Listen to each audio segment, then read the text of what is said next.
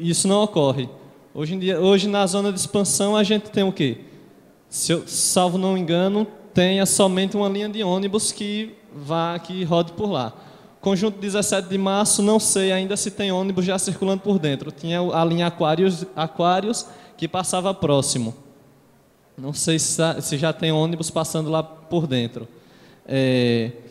Os conjuntos têm que ser planejados, não somente com espaços ociosos para a construção de novas habitações para resolver problemas de habitação no futuro, mas também espaços para que se tenha a infraestrutura básica de escola, supermercado, posto de saúde, tudo isso para que facilite a vida da população ali na redondeza. Sobre as ocupações ditas irregulares, a gente tem a companheira Railde ali da Matinha, que tem muito tempo já que a Matinha vem tentando a regularização daquela área. E, assim, eu não sei qual é o argumento técnico que se usa, que estão usando para que isso não ocorra, já que a população lá já tem a energia regularizada e a água também regularizada. E, assim, eu gostaria de agradecer aqui a oportunidade de falar. Obrigado, boa noite.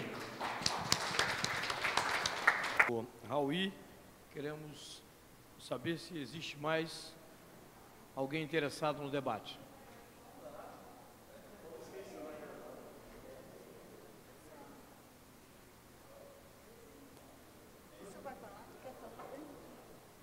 Mais alguém para debater?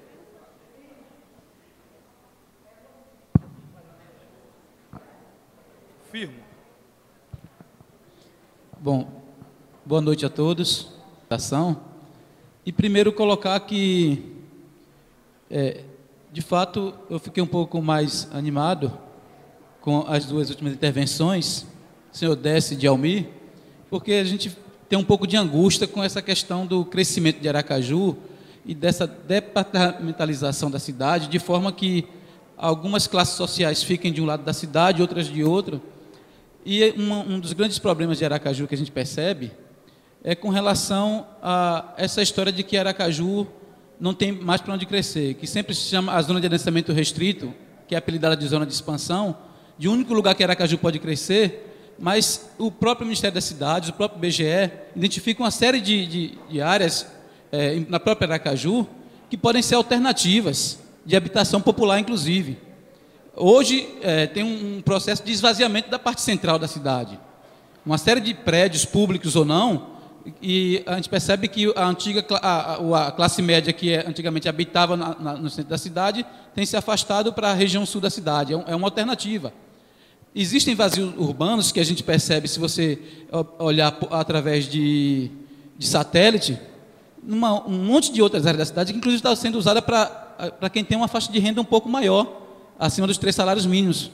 Toda aquela área do Jabutiana, chegando até lá na saída da cidade, ali por trás da Tancredo Neves, é alternativa de habitação, e não pode ser só habitação para quem ganha acima de 3 salários mínimos. De forma que o município precisa buscar mecanismos que possam atender essas populações. Mas ainda falando daquela região lá, tem um outro elemento aí que a gente precisava se preocupar, que é o tamanho do lote mínimo na zona de adensamento restrito. Na discussão do Condurb, quem estava lá no Condurb deve estar lembrado, que existia uma justificativa para que o lote mínimo da zona, chamada zona de expansão, a zona de adensamento restrito, fosse diminuído o tamanho. E quem defende que aquela zona seja uma zona de restrição, uma zona que cresça pouco, que os lotes sejam maiores, foi convencido de que os lotes poderiam ser diminuídos para que a população de baixa renda fosse posta naquela região.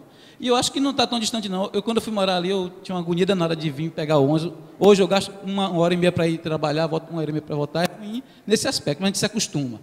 O que é ruim com relação a adensar demais aquela região, é que diminuir o tamanho do lote mínimo para todo mundo. Então, quem quiser construir um condomínio de luxo, as grandes construtoras vão usar aquele mesmo lote mínimo, de forma que nós vamos buscar, em emendas no plano diretor, mecanismos que possam fazer essa exceção, que de fato todo mundo precisa morar lá, não só a classe média em diante, todo mundo precisa morar, mas que o lote mínimo com 200 metros quadrados, ou um tamanho menor, que seja só para essa finalidade, para habitação de interesse social. e que o adensamento restrito permaneça, mas que tenha essas possibilidades, como já está indo para o 17 de março, na região do Aruana, pode ser até que vá até lá o Mosqueiro, mas que tenha esse tipo de cuidado. E no mais, eu queria também colocar, pessoal, que eu acho que o município está um pouco atrasado com essa relação ao cadastro, a essa documentação toda lá no Ministério das Cidades. Porque parece que a lei é de 2004, a lei que cria o Conselho e o Fundo, né? E, aliás, o Conselho, seria até bom que o Conselho tivesse mais integrado nessa discussão do plano diretor, que é muito importante também, os integrantes do Conselho, que eu não os conheço.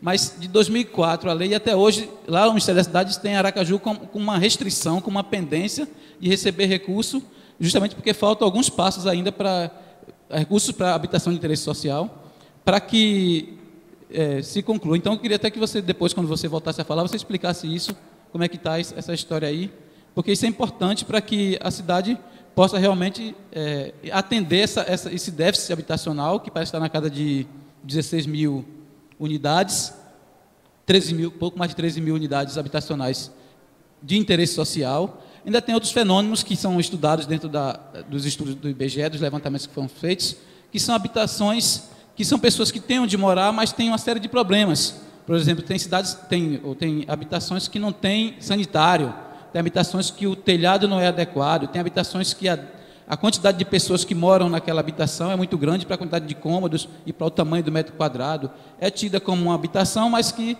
não dá condições de morar. E tem uma coisa que é mais grave, que todos já tocaram aqui, e o senhor Décio foi muito feliz, que é com relação à falta de infraestrutura. Você fazer um empreendimento, como foi esse 17 de março, ou teve alguns outros casos, onde você põe as famílias para morar, mas sem pelo menos ter uma escola de ensino fundamental, sem ter a unidade de saúde, sem ter linhas de transporte adequada para atender aquela população. Não digo nem comércio, isso tudo, porque já não é dever do poder público, mas pelo menos o que o poder público deveria ter o dever de fazer, não faz. Então, é uma série de problemas que tem na área habitacional, que eu acho que deve ter no país inteiro, mas que nós, nesse processo de revisão do plano diretor, já poderíamos se preocupar em amarrar essas coisas e tentar tirar essas arestas. Seria isso. Ok, agradecemos o firmo, representante do fórum. Mais alguém que queira debater? Presidente Emanuel Nascimento.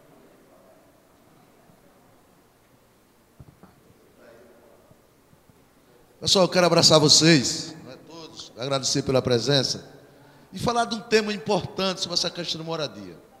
E falar e dizer que nós, como representantes do povo de Aracaju, temos que apresentar uma proposta, meus companheiros vereadores, vocês estão participando dessa audiência pública aqui, e de que ninguém falou aqui sobre morador de vila.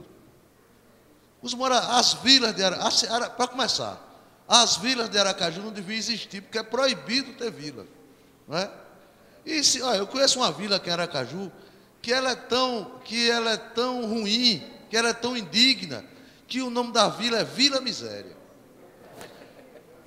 A Prefeitura Municipal de Aracaju tem uma dívida muito grande com esse povo. A Prefeitura não devia deixar construir vila. Não é?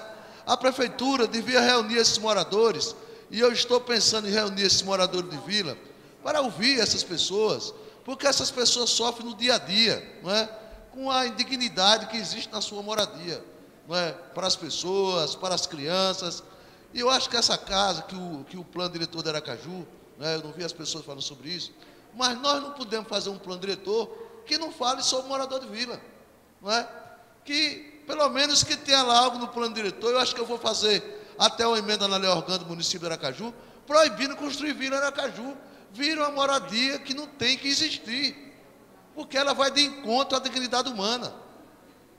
E é preciso que as associações de moradores, esses segmentos, comecem a discutir. Eu acho que a Prefeitura Municipal de Aracaju poderia, nesses terrenos que a Prefeitura ainda tem, não é? A Prefeitura ainda tem alguns terrenos aqui na cidade. Eu vou dar um exemplo de um terreno que tem aqui na Santa Gleide, entre Santa Gleide e a Rua de Lagoas. Era uma lavanderia nesse espaço. Não era lavanderia. Não tem mais lavanderia, não é? Então ficou lá um espaço vazio que a comunidade quer, inclusive, que ocupe. Ali devia ser ocupado com um condomínio, tá certo? Para as pessoas de baixa renda. E outros espaços que a Prefeitura Municipal de Aracaju tem espaço, tem terreno, e podia trabalhar no sentido de melhorar essas pessoas que moram nesses espaços, não é? Que é tanta indignidade para a pessoa humana. Então eu quero deixar registrado aqui esse meu posicionamento, dizer que aquelas pessoas têm que ser tem que ser... E ali não é questão nem de ser moradia de baixa renda, não. Você tem que construir moradia para aquelas pessoas gratuitamente. Porque as pessoas não têm como.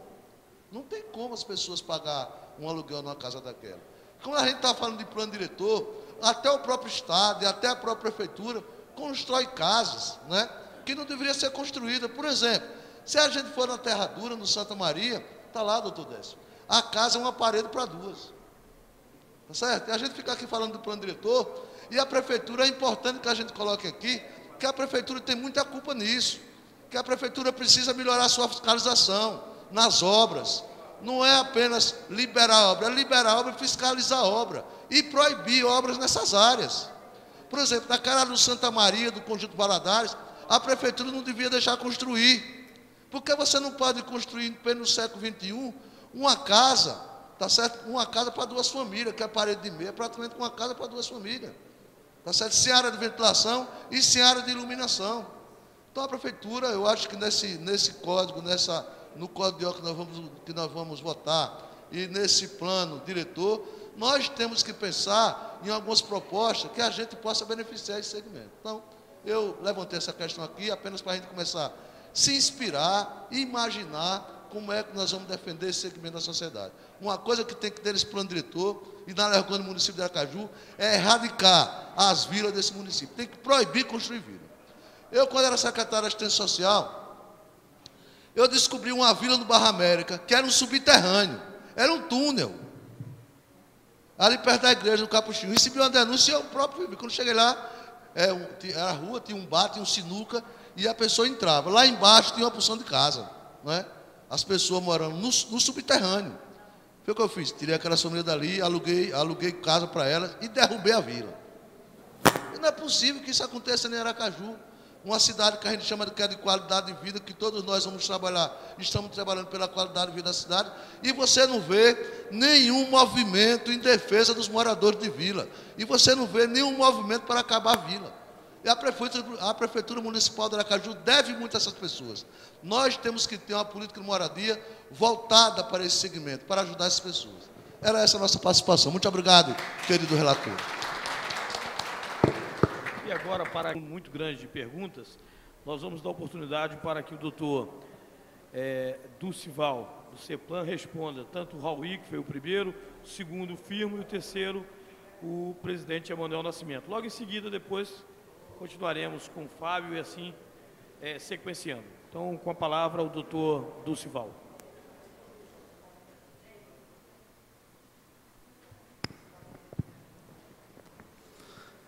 É porque são tantas perguntas. Vou começar, senão eu não vou nem me lembrar, viu? Eu tentei anotar aqui. Eu vou começar pelo último, por Firmo, e aí eu vou. É mais fácil. Firmo, o cadastramento lá no Ministério das Cidades, o requisito que exige no Ministério da Cidade é o termo de adesão, ter o fundo de habitação e o conselho. Então, são os 3 requisitos. As 3 coisas o município tem. Se não tivesse, não podia contratar, não podia obter recurso. Ela está tendo regularmente tudo isso. Então, está regular. Então, essa situação, talvez eu não sei onde é que você viu, aí era até bom eu saber para pedir a correção disso aí. A questão das famílias acima de 3, quer dizer, os programas só estão beneficiando famílias abaixo de 3. Os programas públicos, os programas de órgãos públicos, eles são direcionados para famílias de baixa renda, que são, assim está classificado, famílias até 3 salários mínimos. No nosso plano, na lei orgânica, está definido isso. Então, é por isso. Porque, acima disso, o mercado, primeiro, entende que as pessoas têm condições de adquirir com recursos próprios. E o mercado está aí para atender isso. E o mercado hoje está muito bem em relação a isso. A produção é crescente, é constante, e você sempre encontra para esse público aí habitações para adquirir. Isso quer dizer também, o programa governamental, ele prevê subsídios. Então, não quer dizer que a pessoa, ao ganhar 3 salários mínimos, vai pagar uma prestação muito alta, porque ele tem um subsídio, quem ganha lá no limite de 3 salários, ele tem um subsídio de R$17 mil. À medida que essa faixa de renda vai subindo, ele vai decrescendo o subsídio. Então, o programa ele é bem feito e ele beneficia as famílias as faixas de renda menores. Quem ganha abaixo, aí tem os programas dos programas públicos que prevê até gratuitamente a unidade residencial. Os problemas citados aqui do Motu, né? Motu. Problemas, olha.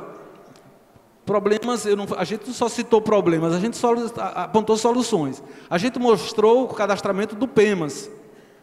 E a gente mostrou os programas da prefeitura, mostrou o que vem se fazendo, relacionou todos ali para mostrar o que foi cadastrado lá em 2001, que estão sendo beneficiados, já foram e continuam. Percebam, observem, fiscalizem, observe se essas famílias que foram entregues não são as famílias que estavam cadastradas. Observe se os assentamentos cadastrados que estão lá no PEMAS, se não estão sendo beneficiados. Então, a solução está sendo encaminhada. A gente tem o levantamento também, o déficit habitacional, ele vinha sendo crescente, e crescente de uma forma até progressiva. A partir desses programas, ele tem regredido. E a gente espera, até o final desse governo, a gente espera, depende muito se a gente vai conseguir cumprir o cronograma, que até o final desse governo, a gente reduza isso, pelo menos 60% desse déficit, para essa faixa de renda. Diferença de preços de unidades habitacionais. Olha, não existe segredo. Diferença de preços são cadastrados, não podem ser manipulados, são cadastrados, principalmente quando você trabalha com recursos federais.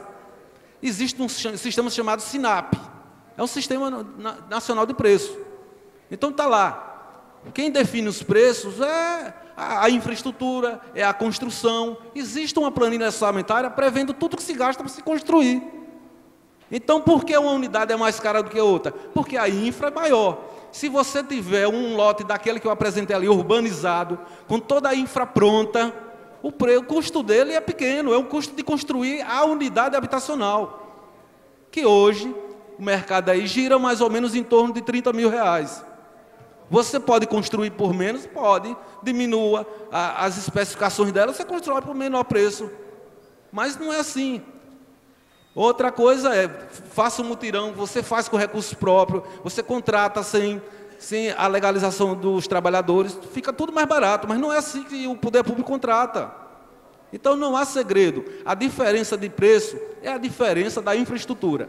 Hoje nós temos dificuldade de obter recursos, de conseguir área para construir. Por quê? Porque as áreas que sobraram são extremamente caras, a infraestrutura são caras. Nós temos uma área que até a gente procurou, negociou com o proprietário ali no Porto Dantas, seguindo lá pela Euclides Figueiredo. É uma fazenda do proprietário da Salles Construções. Está lá. É uma área muito grande. Só que é uma área acidentada. A construção de uma unidade ali custa 60, 70 mil reais. O poder público não tem condições de construir, o recurso federal são insuficientes, ou seja, inviabiliza a construção ali. Então é essa a dificuldade, é esse o problema. O Estado de Sergipe vai construir 580 casas aqui na paralela da Euclides Figueiredo. Ele está gastando de infraestrutura por unidade habitacional R$20 mil. Infraestrutura não, aterro, apenas para aterrar, R$20 mil por unidade. Então, para você ter ideia como são as coisas. Não há segredo, ele vai aterrar uma área, não fez nada da casa, gastou R$20 mil.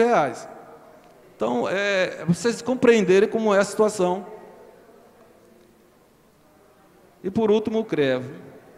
A Matinha, o pessoal da Matinha, só um esclarecimento, as dificuldades de regularização fundiária são imensas. A burocracia do sistema ela é imenso.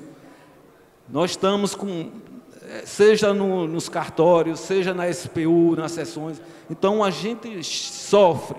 A gente tem um contrato firmado com o Ministério da Cidade para regularizar a Matinha, não só a Matinha, como outras áreas aqui previstas. A gente vai ter que romper o contrato, finalizar o contrato, porque não consegue regularizar a Matinha, no tempo determinado pelo Ministério. Não quer dizer que vamos parar a regularização, não. Vai se manter, estamos em